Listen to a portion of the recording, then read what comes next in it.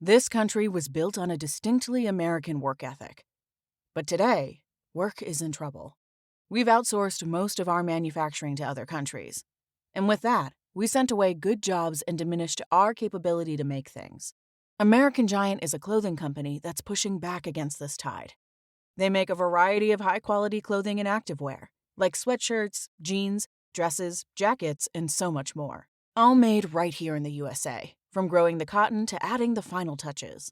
So when you buy American Giant, you create jobs for seamsters, cutters, and factory workers in towns and cities across the United States. And it's about more than an income. Jobs bring pride, purpose. They stitch people together. If all that sounds good to you, visit American-Giant.com and get 20% off your first order when you use code STAPLE20 at checkout. That's 20% off your first order at American-Giant.com with promo code STAPLE20. Nigeria Senate has summoned the current National Security Advisor, NSA, Mallam Nuhu Ribadu, Director General of the Department of State Services, DSS, Adeola Ajayi, Director General of the National Intelligence Agency, NIA, Ambassador Mohammed Mohammed and the Director of the Defense Intelligence Agency, DIA, Major General Emmanuel Undiandeye following the allegations made on Friday, February 14, 2025 at the United States Congress by a US Congressman, Scott Perry, that the US government is funding Boko Haram among other terrorist organizations in the world through the United States Aid for International Development, USAID. This, he said, less than 3 years after former Nigeria Chief Security Officer Hamza Al-Mustapha on December 6, 2022, as a guest at the reality radio and television magazine program produced by the Brekete Family, alleged that Boko Haram insurgency is a product of foreign interest for the purpose of exporting an unannounced most expensive mineral resource in the world, Californium stone that is abundantly found in Borno State, used by world powers to produce nuclear weapons, with emphasis that the Boko Haram activities are funded by foreign interests under the guise of Non Governmental Organizations, NGOs, who do come to Borno with the pretense that they are helping the people to fight against poverty and poor healthcare, but at the dead of the night, the foreign NGO officials alone do go to dangerous places in Borno State where Nigerian soldiers dare not go even at daytime. Vanguard newspaper reported that the Senate invited the intelligence chiefs just as President Bola Tinubu and Senate President Godswill Akpabio met last night at the presidential villa to discuss the matter. Californium was discovered in 1950 by Albert Gilso and Glenn T. Seaborg at the University of California, Berkeley, and was named after the state of California and the university where it was discovered. And Californium stone is used for nuclear explosives, which Boko Haram in 2010 almost on daily basis was bombing Nigeria capital city, Abuja, when the then National Security Advisor, Owoye Azazi, who later died in helicopter crash, that Boko Haram has foreign support, well-trained, funded and enjoyed patronage of some politicians like the People's Democratic Party, PDP, who he alleged was aiding and abetting Boko Haram over internal wrangling in the then ruling party. When the Chibok girls were kidnapped by Boko Haram, the then Nigerian First Lady, Patience Jonathan, obviously acting on privileged and security intelligence, apparently accused the people in the northeastern part of Nigeria that they knew what they are doing and that the blood of innocent people they are sharing in the region is enough. The US government, led by then President Barack Obama, apparently believed members of the Boko Haram group to be protesters or freedom fighters, and Barack Obama always blamed the Boko Haram insecurity on bad governance in Nigeria until US congressmen and women mounted consistent pressure on him to declare the Boko Haram insurgency an international terrorist organization, which Barack Obama eventually did in June 2012 after Boko Haram had bombed United Nations UN headquarters in Abuja in 2011. In June, the US State Department announced the designations for the Boko Haram leader, Abubakar Shekau, as well as Abubakar Adam Kamba and Khalid al-Banawi. Kamba and Banawi were said to be linked to Boko Haram and Al-Qaeda in the Islamic Maghreb, Al-Qaeda's North African branch. Barack Obama, while designating the Boko Haram as an international terrorist organization, according to a press statement made available to newsmen by the White House, indicated and stated that the designation is significant because it directs U.S. law enforcement and regulatory agencies to block business and financial transactions with Boko Haram, which is fighting to impose Islamic law in northern Nigeria and has ties to Al-Qaeda. Boko Haram means Western education is sacrilege. The move makes it a crime under US law to provide material support to the group. Although the US government never named the businesses of the Boko Haram and their accounts or savings assets in the United States, the then leader of the Boko Haram insurgency, Abubakar Shekau, in reaction claimed he has no business interests in the United States, but the government of President Muhammadu Buhari said there were over 100 Boko Haram sponsors with links to 10 countries. Presidential spokesman Garba Shehu, in March 2021, said the Nigerian government arrested operators of 400 bureau de change for allegedly funding Boko Haram insurgency in the country, saying the suspects were transferring money to the terrorists, and the statement was widely reported by Nigerian newspapers. US Congressman Scott Perry on Friday claimed that USAID had funded terrorist organizations, including Boko Haram. Perry, a Republican representing Pennsylvania, made the claim during the inaugural hearing of the Subcommittee on Delivering on Government Efficiency on the 14th of February 2025.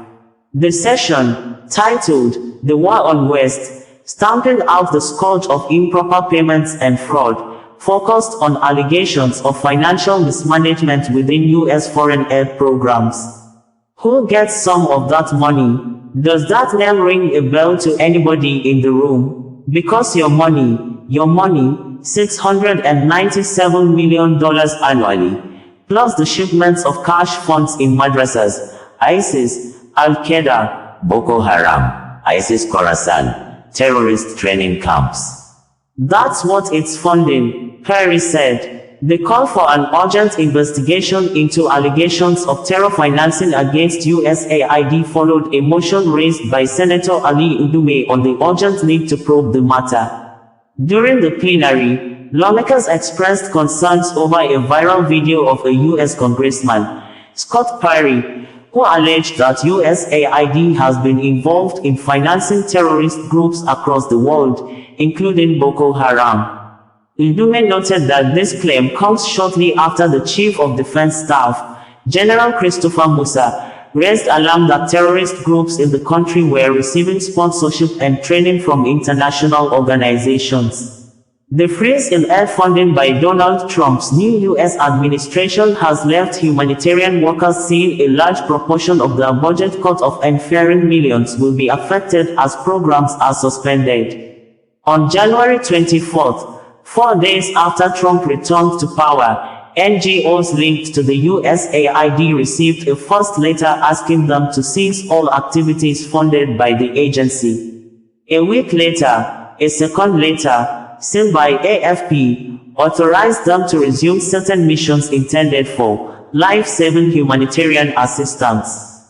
But the terms used are vague, and the NGOs say they feel lost. The new administration has launched stinging attacks on USAID, which Trump claimed was run by radical lunatics, and his ally and advisor, the world's richest person Elon Musk, has described as a criminal organization. U.S. Secretary of State Marco Rubio is now its acting director, vowing to put an end to its insubordination. Global and regional NGOs told AFP in interviews that the effect to their work has been immediate and warned the move could also erode U.S. influence worldwide. BBC on the 20th of July 2015 had reported that the U.S. President, Barack Obama, has pledged to support his Nigerian counterpart Muhammadu Buhari in the fight against Islamist militant group Boko Haram. In the first meeting between the two since Mr. Buhari's election, Mr. Obama said the Nigerian leader had a very clear agenda for defeating extremism. The U.S. has committed $5 million to the fight against Boko Haram since Mr. Buhari came to power. The jihadists have killed thousands in northeast Nigeria since 2009. Speaking after the two met at the White House, Mr. Obama called Nigeria one of the most important countries on the African continent and praised Mr. Buhari for tackling corruption, an issue which compromised Washington's relationship with the Nigerian leader's predecessor, Goodluck Jonathan.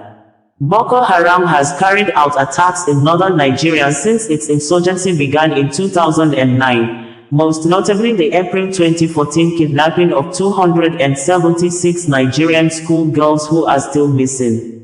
President Obama's wife Michelle got involved in an online campaign to draw attention to the girls' plight, #BringBackOurGirls, and the US sent surveillance flights over Nigeria to help locate them. However, the US refuses to sell weapons to Nigeria because of concerns over its army's human rights record, BBC reported. Meanwhile, the former presidential candidate of Action Alliance, AA, and former chief security officer to the late General Sani Abacha, retired Major General Hamza Al-Mustapha, claimed that Borno State has a highly radioactive element, Californium, in abundance. According to Hamza Al-Mustapha, the said precious stone, Californium, is responsible for the Boko Haram insurgency and other security challenges bedeviling the state for more than a decade. The 62-year-old retired military officer said Nigerians should visit Google and search for the price of Californium element, which is worth $27 million per gram. In the viral video of the radio program, Al-Mustapha further alleged that the environmental degradation in the form of oil spillage and pollution that has been disturbing the oil-rich Niger Delta region is nothing but a game plan orchestrated by powerful forces in order to satisfy their self-centered interests. Who gets some of that money? Does that name ring a bell to anybody in the room? Because your money, $697 million annually, plus the shipments of cash funds madrasas, ISIS, Al-Qaeda, Boko Haram, ISIS Khorasan, terrorist training camps. That's what it's funding. If you think that the program under Operation Enduring Sentinel entitled Women's Scholarship Endowment, which receives $60 million annually, or the Young Women Lead, which gets about $5 million annually, is going to women who, by the way, if you read the Inspector General's report, is telling you that the Taliban does not allow women to speak in public. Yet somehow you're believing, and American people are supposed to believe, that this money is going for the betterment of the women in Afghanistan. It is not. You are funding terrorism, and it's coming through USAID. And it's not just Afghanistan, because Pakistan's right next door. USAID spent $840 million in the last 20 years on Pakistan's education-related program. It includes $136 million to build 120 schools, of which there is zero evidence that any of them were built.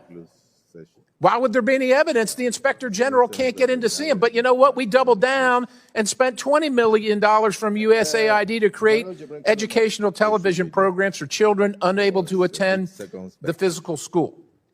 Social media is garbage in. Yeah, they can't attend it because it doesn't exist. You paid for it. Somebody else got the money. You are paying for terrorism. This has got to end. I yield, Mr. Chairman.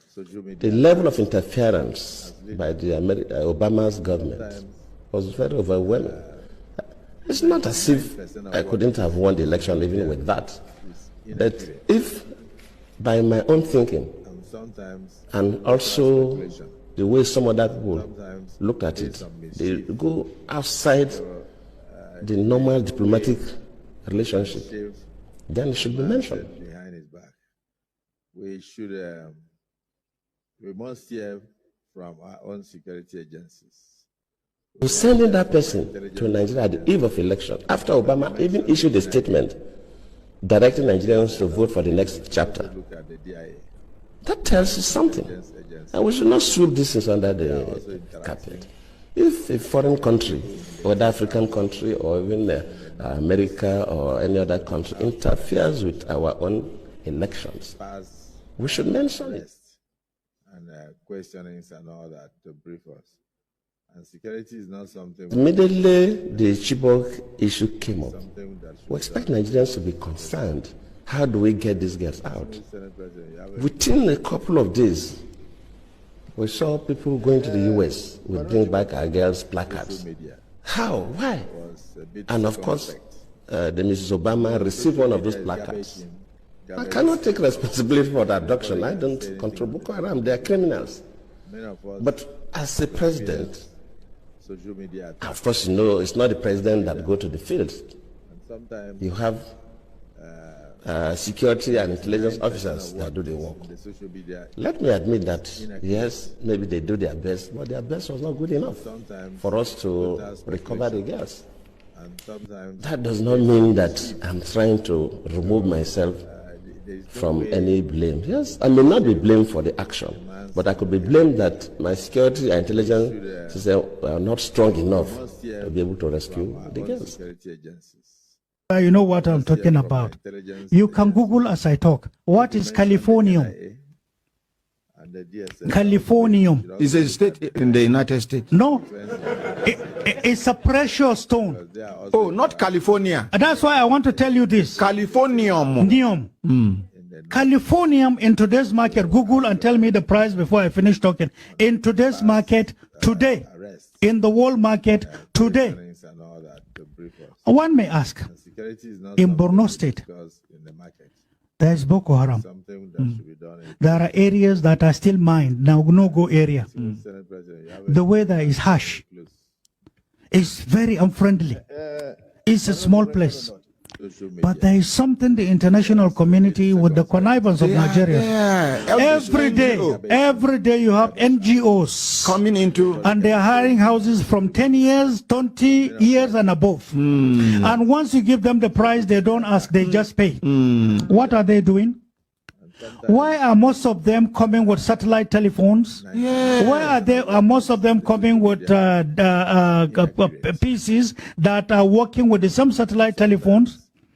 Computers that are working directly with satellite. How come most of them come under the guise of supportive activities to the poor? They are giving them medication. Did the Ministry of Health bother to discover the type of medicine they are giving to the poor? How come there is increase in kidney and cancer, kidney and liver and cancer problems in Borno? How come it is attacking old people?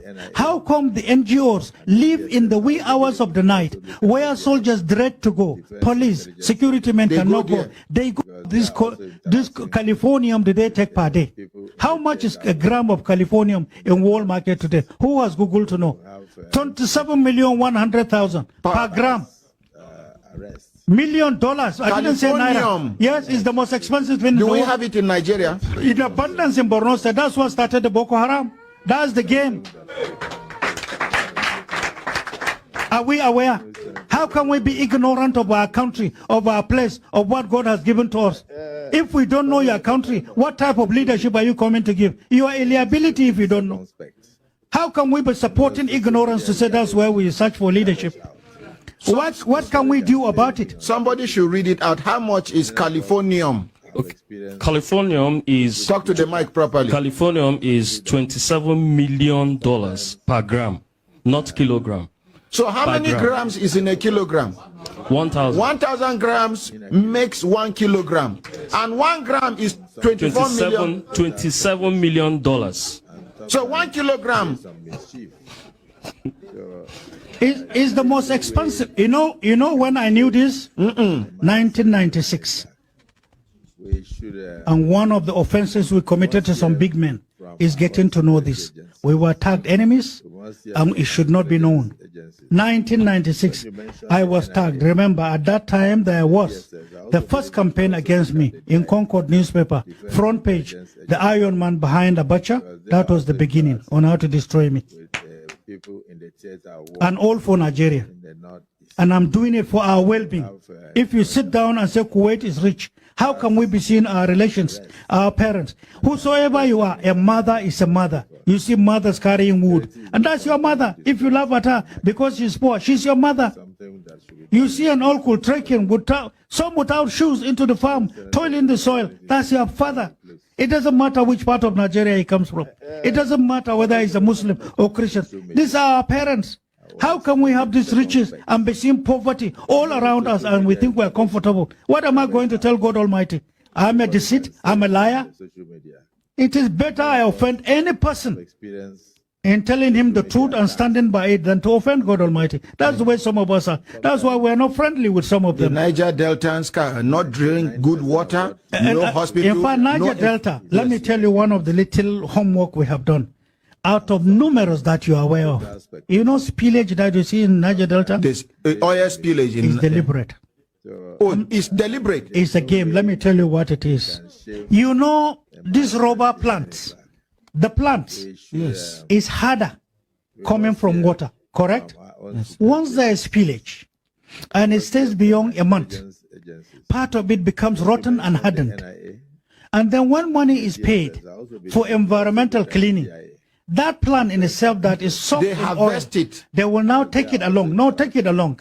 And when it is now regrilled, refiltered, is the best energy for nuclear plants. So they will have information. So that is to say, environmental degradation, environmental pollution is an investment at the expense of our mothers, at the expense of our fishermen in South, at the expense of their health. And who has ever spoken about this? I'm sure you never heard of this. Are we getting educated? Are we getting educated? Yes, sir. That's why some of us, I know I'm a northerner, and I know how much we invested in getting to know the ills and the abuses against our people. In South, there are many people unconsciously are being used against the environment. Little money, weapons, drinks. Everything goes. But they are killing the country. They are killing the family. Look at the health. Go to Port Harcourt. Take your bath. Come out and see. Come out. 10 minutes after, take handkerchief, clean your face. That is what you are inhaling into your lungs. For how long? How much of this health hazard is affecting people? How much have we done in cleansing the environment? How much have we invested in having clean air?